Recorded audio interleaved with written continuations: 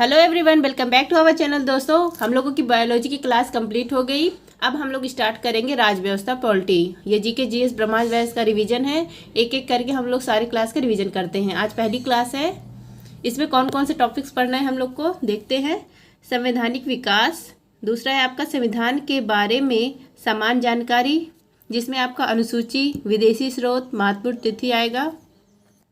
Next है आपका प्रस्तावना, महत्वपूर्ण अनुच्छेद, मौलिक अधिकार, फंडामेंटल राइट, नीति निर्देशक तत्व, डीपीएसपी, मौलिक कर्तव्य, फंडामेंटल ड्यूटी, राष्ट्रपति और उपराष्ट्रपति, प्रधानमंत्री और मंत्रिपरिषद, संसद, सर्वोच्च न्यायालय, राज्यपाल, मुख्यमंत्री, राज्य विधान परिषद, उच्च न्यायालय, प्रमुख आयोग, स्थानीय स्वशासन, विशेष उपबंध, राजभाषा, आपात उपबंध, संविधान संशोधन, विविध। तो हम लोग एक एक करके सारे टॉपिक को पढ़ेंगे। आज सर ने संवैधानिक विकास पढ़ाया है क्लास फर्स्ट में, तो सबसे पहले हम लोग संवैधानिक विकास देखेंगे। संवैधानिक विकास मतलब संविधान कैसे आता है, उसको जानने से पहले थोड़ा हम लोग पीछे जाते हैं, पृष्ठभूमि बैकग्राउंड को देखते हैं। मनुष्य की उत्पत्ति होती है। मनुष्य की उत्पत्ति आदिमानव के रूप में होती है। उस समय मनुष्य कच्चा मांस खाता था, जैसे जानवर खाते थे, उस समय मनुष्य भी ऐसे खाता था। फिर मनुष्य आदिमानव ने आविष्कार किया, आग की आविष्कार किया। उसके बाद जो भोजन है उसको पका के खाने लगा। पहिया के आविष्कार किया, धातु का आविष्कार किया, जिसमें तांबा, कांसा, लोहा, औजार। उसको खेती करना भी आने लगा धीरे धीरे। जब खेती आने लगा तो खेती इतना हो जाता था कि खा भी लेता था और बच भी जाता था, तो उसने उसको मतलब बेचना भी शुरू कर दिया। खेती, उससे स्थानीय निवास भी बनाया। अब उससे क्या हुआ, अधिशेष हुआ, अधिक उपज होने लगा। तब उसकी सुरक्षा और संपत्ति के लिए, वितरण के लिए आपस में लोगों में लड़ाई होने लगी। आपस में लड़ाई को रोकने के लिए एक व्यवस्था बनी। उस व्यवस्था को राज्य की व्यवस्था बनी। राज्य के अंदर आपका भूमि, जनसंख्या, सरकार, जिसका मतलब संचालन करेगा जो राज्य है, राज्य की व्यवस्था का संचालन, उस दस्तावेज को संविधान कहा गया।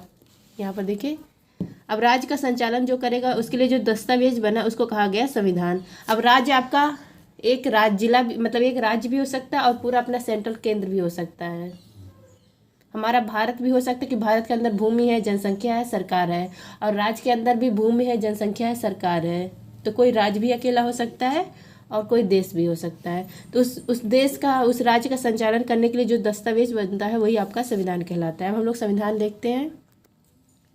संविधान, कॉन्स्टिट्यूशन, किसी भी राज्य की नीति या शासन के संचालन के लिए आवश्यक दस्तावेज आपका संविधान कहलाता है। संविधान का निर्माण संवैधानिक विकास के रूप में हुआ। 1773 से स्टार्ट हुआ, 1950 में जब लागू हो गया तब जाके समाप्त हुआ। अब एक एक करके हम लोग इसके बीच की जो लड़ाई है उसको देखेंगे।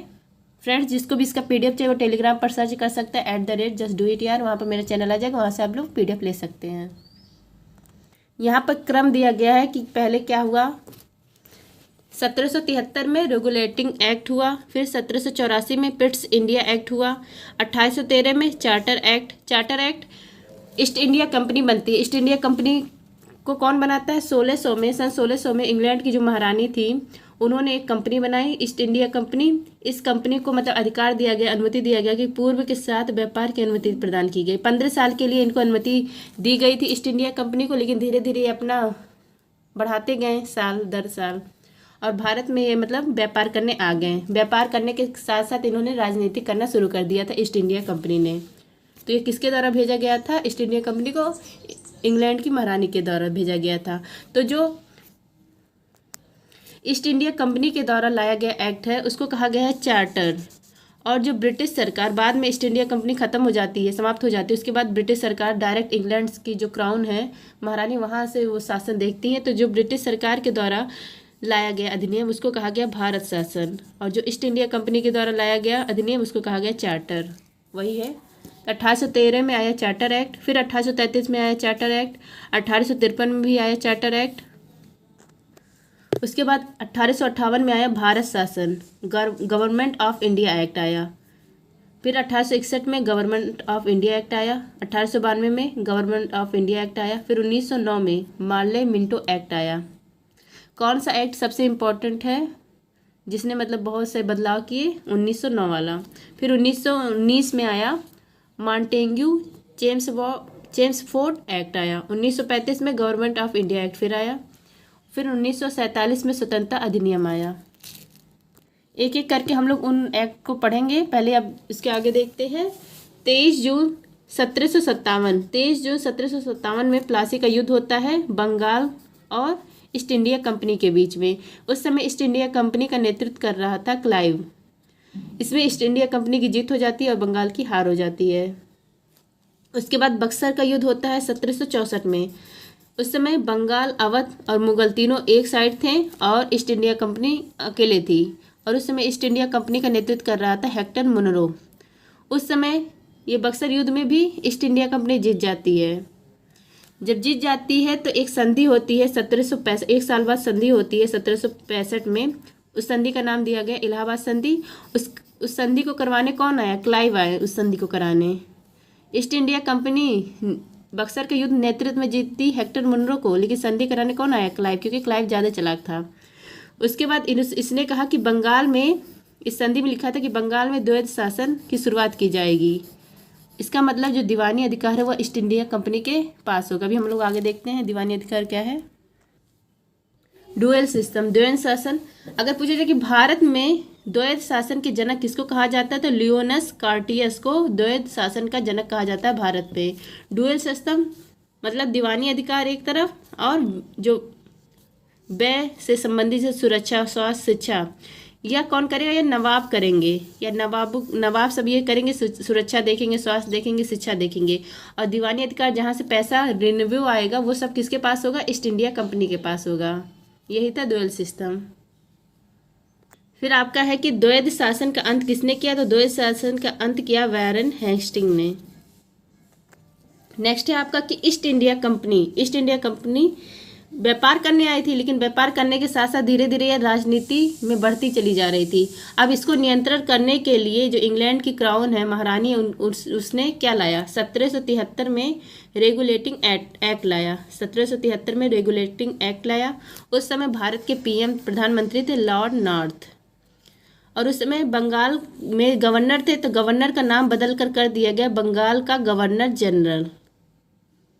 अब अगर पूछा जाए कि बंगाल के पहले गवर्नर कौन थे तो क्लाइव थे। और बंगाल के फर्स्ट गवर्नर जनरल कौन है? तो वो बने वारेन हेस्टिंग। और साथ ही साथ 1773 के रेगुलेटिंग एक्ट में कहा गया कि एक साल बाद 1774 में, मतलब इसी अधिनियम के तहत कलकत्ता में सुप्रीम कोर्ट की स्थापना की गई। इसमें एक मुख्य न्यायाधीश और 3 अन्य न्यायाधीश बने। और अगर पूछा जाए कि पहली मुख्य न्यायाधीश कौन थी, वह थी एलिजा इम्प्रे। साथ ही साथ बंगाल में जो गवर्नर जनरल है उनकी कार्यकारिणी में 4 सदस्य शामिल होंगे, ये भी कहा गया इस रेगुलेटिंग एक्ट में। नेक्स्ट है आपका पिट्स इंडिया एक्ट 1784। उस समय ब्रिटिश के जो प्रधानमंत्री थे इंग्लैंड के, वो थे विलियम पिट, इसलिए इसका नाम था पिट्स इंडिया एक्ट 1784।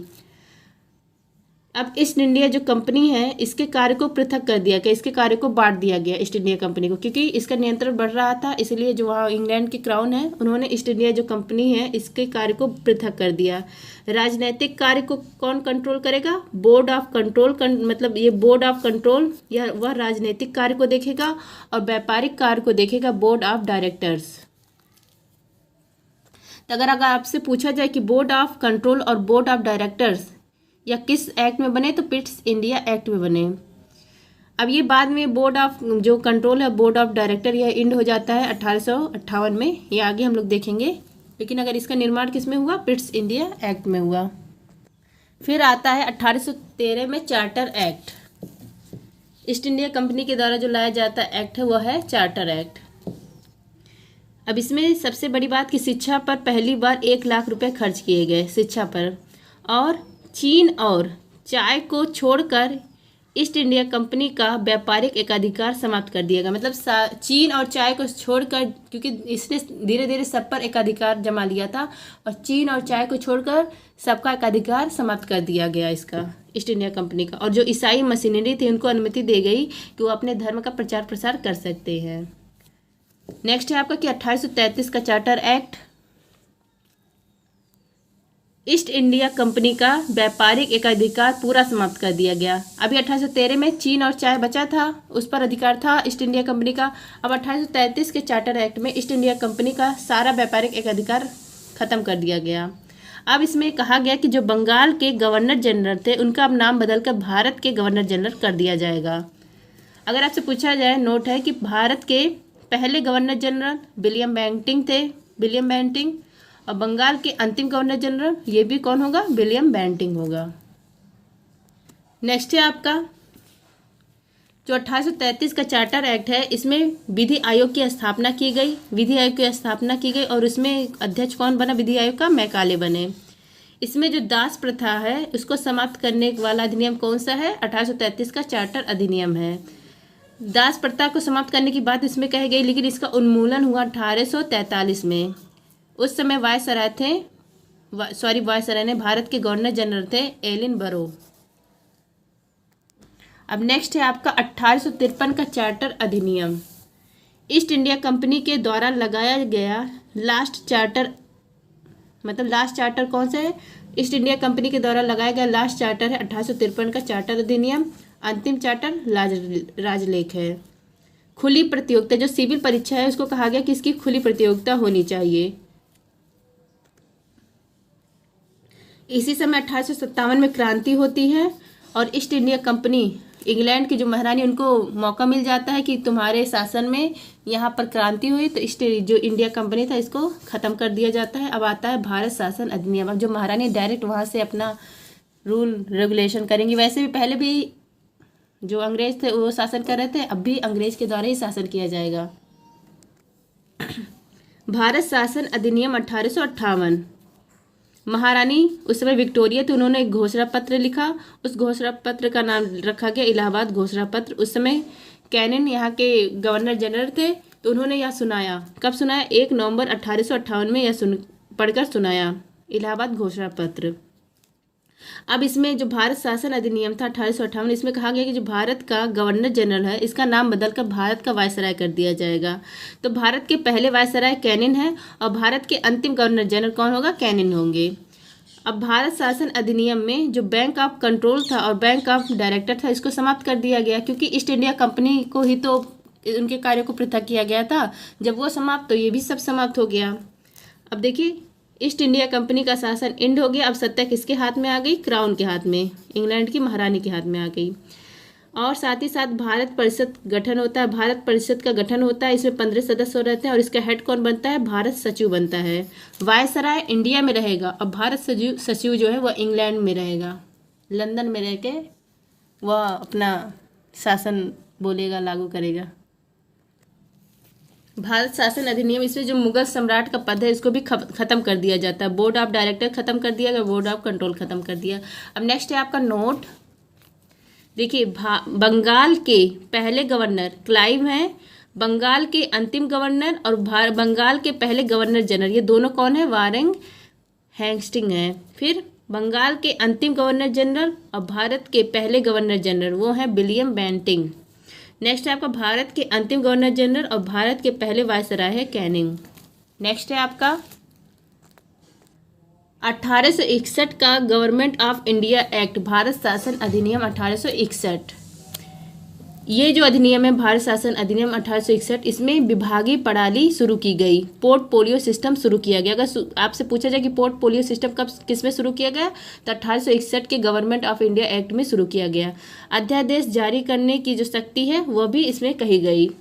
इसमें पहली बार बजट प्रस्तुत किया गया किसके द्वारा, जेम्स विल्सन के द्वारा। अब नेक्स्ट है आपका 1892 का गवर्नमेंट ऑफ इंडिया एक्ट, इसमें अप्रत्यक्ष निर्वाचन प्रणाली की शुरुआत की गई 1892 के गवर्नमेंट ऑफ इंडिया एक्ट में, भारत शासन अधिनियम में।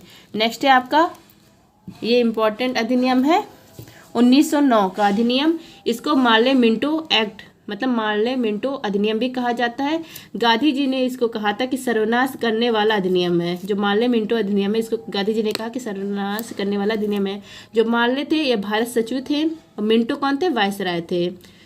मार्ले मिंटो एक्ट में सांप्रदायिक निर्वाचन प्रणाली की शुरुआत की गई मुसलमानों के लिए, मतलब मुसलमान ही लड़ेगा चुनाव और मुसलमान ही वोट देगा। तो ये इसकी शुरुआत इसमें होती है। अब इसमें शुरुआत करने वाले मार्ले थे, तो मिंटो ने मार्ले को पत्र लिखा और पत्र में कहा कि हम नाग के दांत बो रहे हैं, इसका फल भीषण होगा। अब जो 1909 का अधिनियम है, इसमें बजट पर पूरक प्रश्न पूछने का अधिकार मिला। नेक्स्ट है आपका जो वायसराय है, वायसराय की कार्यकारिणी में शामिल हुए पहले भारतीय। 1909 वाले अधिनियम के तहत जो वायसराय की कार्यकारिणी, उसमें पहले भारतीय शामिल हुए, उनका नाम है सत्येंद्र सिन्हा और ये विधि सदस्य के रूप में शामिल हुए। नेक्स्ट है आपका 1919 का अधिनियम, मॉन्टेग्यू चेम्सफोर्ड अधिनियम। मॉन्टेग्यू ये भारत सचिव है और जेम्सफोर्ड ये वायसराय हैं।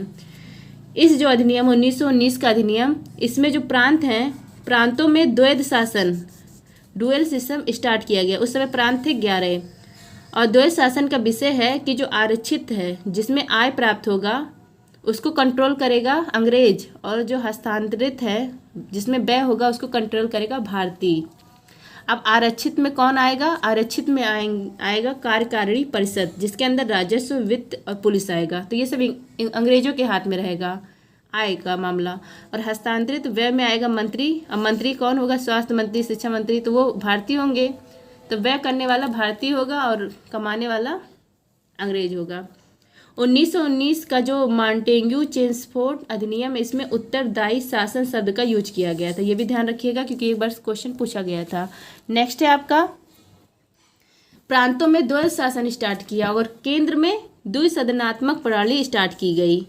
जो राज्य परिषद है, काउंसिल ऑफ स्टेट, और केंद्रीय विधान परिषद, द्विसदनात्मक सिस्टम स्टार्ट की गई।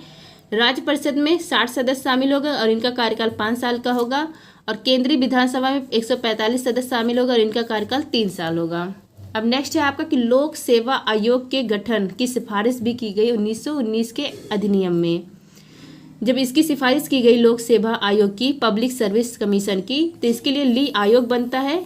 1926 में ली आयोग बनता है। तो ली आयोग बनता है तो इसके पहले जो अध्यक्ष बनते हैं, उनका नाम है सर रोस वर्कर। सर रोस वर्कर ये पीएससी के पहले अध्यक्ष बनते हैं। बाद में ये पीएससी 1950 में बन जाएगा यूपीएससी, जो हम लोग आगे देखेंगे।